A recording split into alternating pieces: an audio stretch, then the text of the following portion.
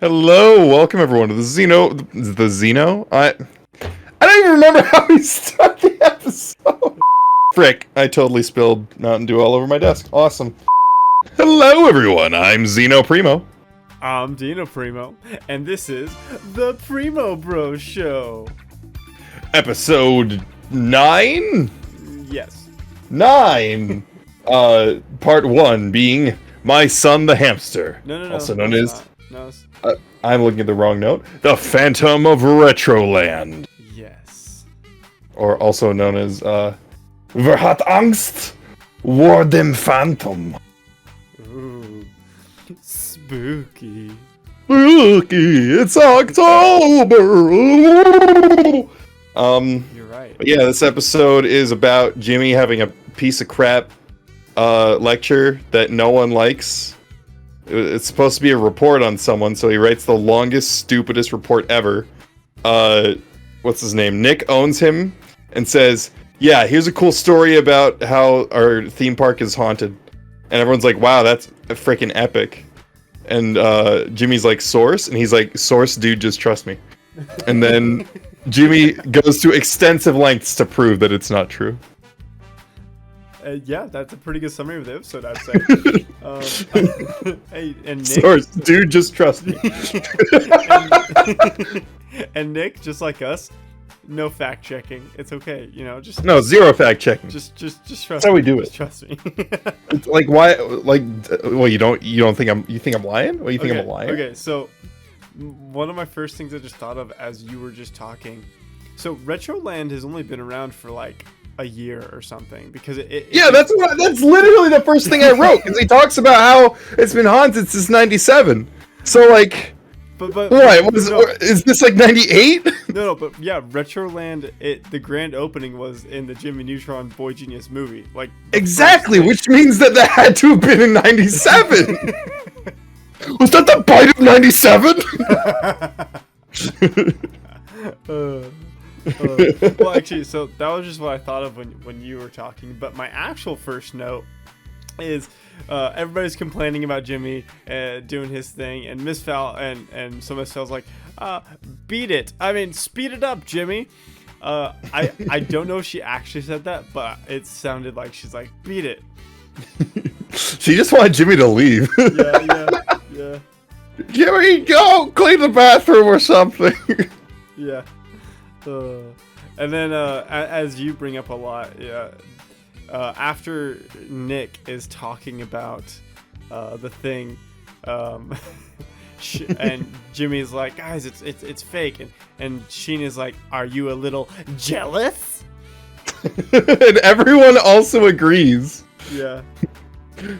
I guess we should probably explain. Jimmy's thing was about like a pendulum and how because the Earth's axis spins, you can just swing a pendulum and it'll eventually like rotate enough to like knock over dominoes or whatever. Yeah. But everyone, like, the episode starts and it seems like he's been talking about it for a while. Mm-hmm. It knocks over a domino once every hour, right? Yeah. Because So- you know there's 12 hours in a day. Talking for an hour.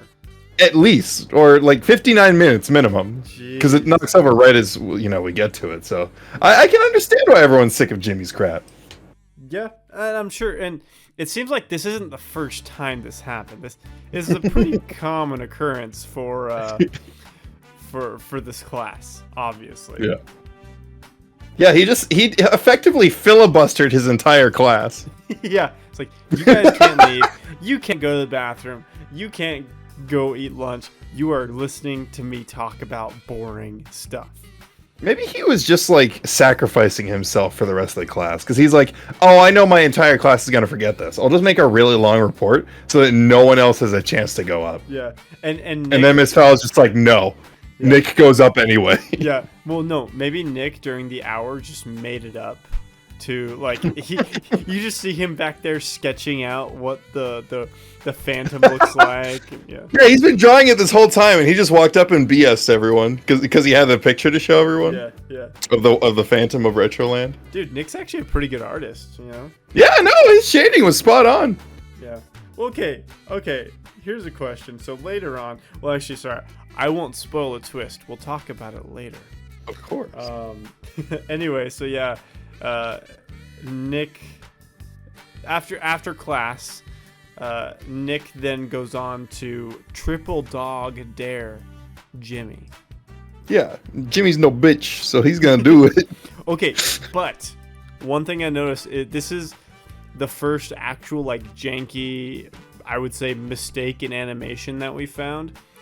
Oh yeah, this is the famous hair clipping scene. Yeah, I was like, oh man. And not like clipping like, oh, Jimmy gets a haircut and it looks different for the rest of the series. His hair just clips into the lockers. Yeah, it just whoop right through him. And it's extremely noticeable. Yeah. But I mean, I guess it's not like center frame, but it's pretty obvious. If you're eagle-eyed viewers like us, you notice. If you have at least 4 brain cells, yes, you rub them together hard enough. If you're at least, they're gonna notice. If you're at least 26 years old and spending your limited free time analyzing Jimmy Neutron, you will notice. But yeah. So okay, sorry. No, you go ahead. I have very few notes on this episode. Okay. Before we move on, as Jimmy is being triple dog dared by Nick to go to Retroland, he agrees, and Carl's like, oh, but Jimmy, if you go, I'll be the last one picked at volleyball, and just nobody mentions it. They just move on. Yeah, because I mean, it's widely known and accepted, and everyone knows that fear that Carl has is well founded. Yeah. and everyone's like, yeah, he's got a point. Yeah, that's true. What's your next note? Really, it's literally just, I feel like every episode turns into this, just the insane stuff that happens with Hugh Neutron and Judy Neutron. I'm really happy that you brought it up, but continue. Because he's just like, so all of them agree to sneak out, right? And Jimmy's like doing the whole rigmarole to get his parents to F off so he can sneak out, which is much easier this time than it was in the movie. I guess he's gotten better at it. Obviously, he sets up a hologram projector. Like he's learned from his mistakes. But he's telling his parents, like, yeah, no, it's cool. I just do quadratic formulas in my head to fall asleep. And his dad's just like, Jimmy, I don't know what the you're talking about. But for me, it helps me when I just think of all the pies in alphabetical order. Starting, of course, with cherry. It's like, and then Trudy's just like, oh, but what about, and then she lists like the entire Wikipedia article of pies. Yeah. Well, that start with A and B. She starts with, what about apple? What about blueberry? Literally like the most basic thing. Yeah, it's like, how did you forget about blueberry? Or even just apple. Like the most basic pie in the whole world. My man's been eating freaking peach pies like for the last month. And it's rotted his brain. Yeah. Well, when literally all you think of is pie, ducks, and sometimes your family. I'm sure your brain's a little bit rotten. I mean, Hugh, you need like vegetables to like help you focus or something, man. Pie? All he does is eat sugar. He's like a child. Yeah, it's true. No, I love, and it's just by the end of the episode, he swears he has all the different types of pie from just A to cherry. I like, how many pies are there? Like, we need to make our own list. I mean, really, it's just any fruit, isn't it? I mean, yeah, but well, they're kind of pie. Like most pies are just named after the thing. Like you got pecan pie, you got butternut. I don't know. I don't know the rest of the pies. Okay. What I'm saying is, there's not very many special names other than like Boston cream. Yeah. Lemon meringue. Don't worry. In a separate episode, that will just be us naming every single pie ever created. Yeah, we'll have a taste of every pie too, and do like a full ranking. And we will not just do sweet pies. Oh, chicken pot pies, meat pies. We're going all the way. When I was a kid, I thought mincemeat was like a joke. Like, it's funny that there's meat in this pie as opposed to the normal thing, fruit. And then like I kept hearing about it, and I'm like, this is starting to seem like less of a joke and more like something people actually do.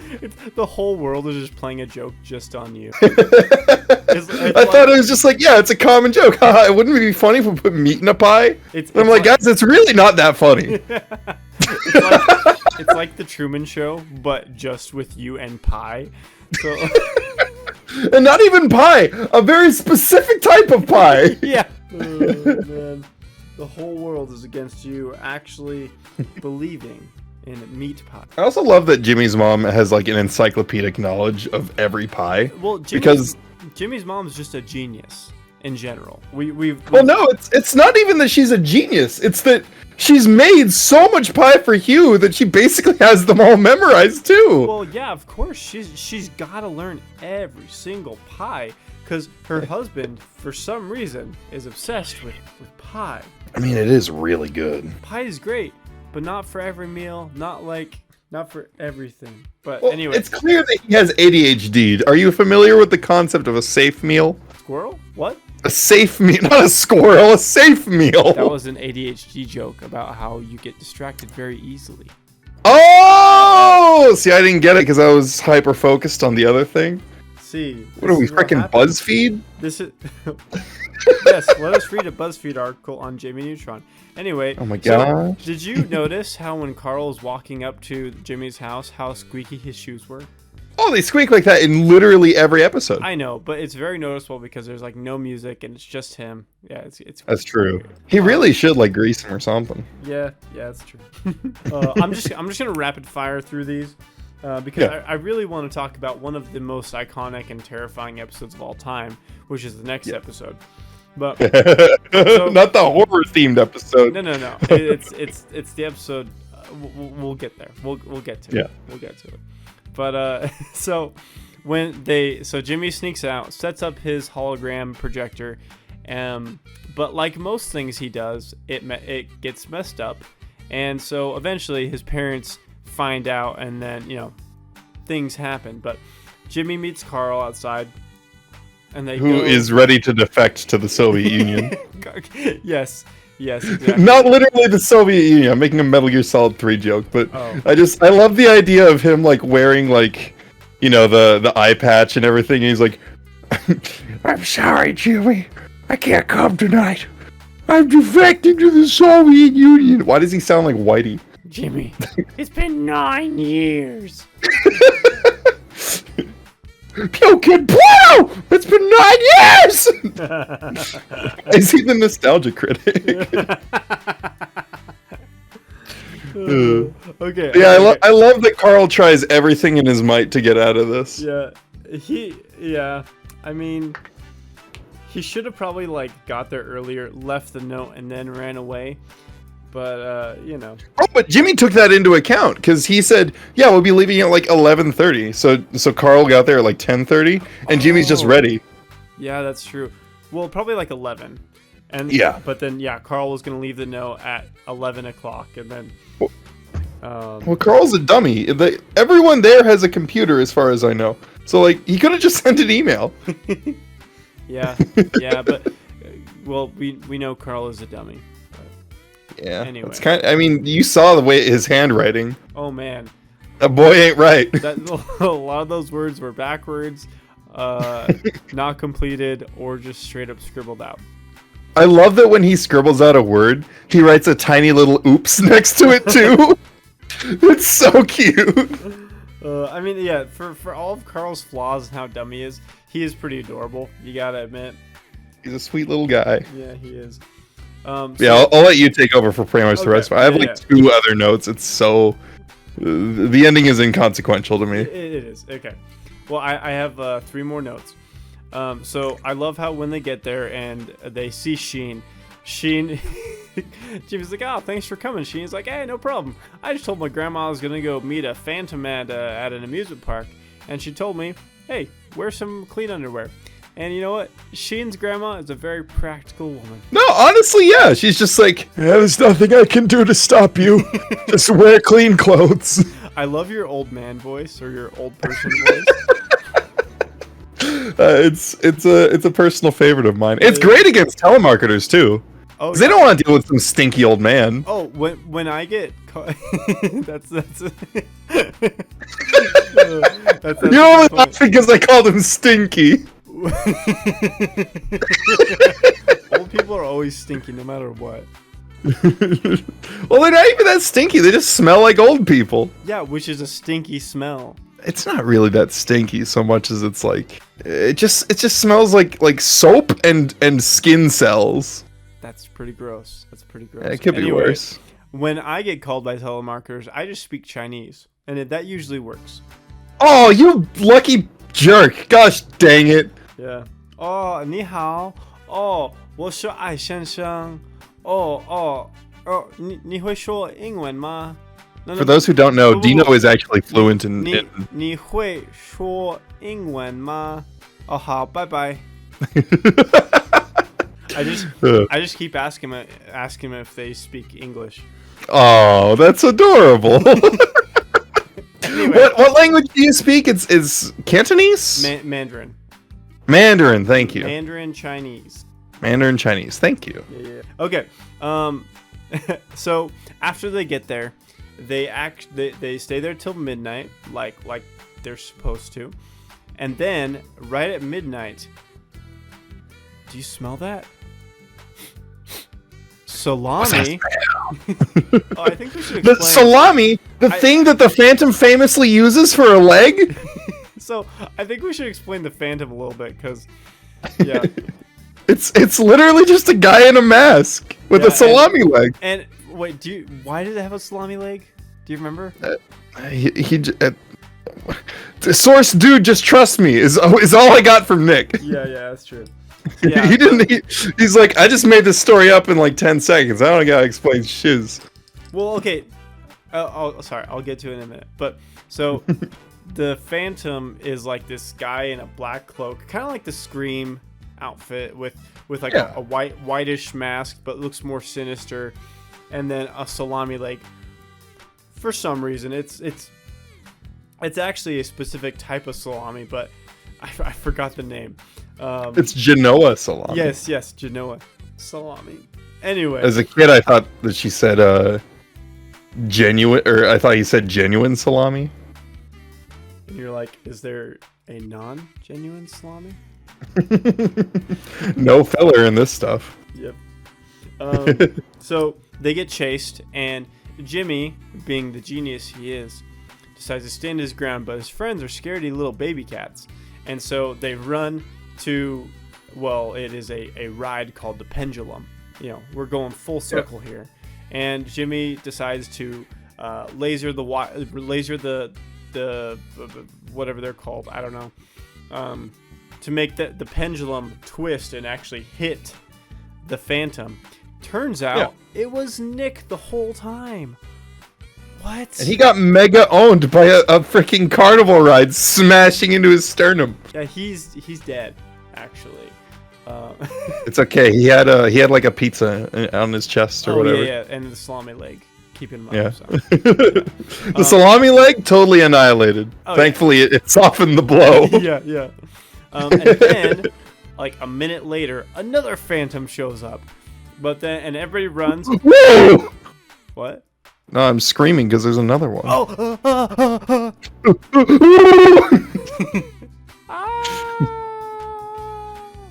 Carl has a heart attack. He dies.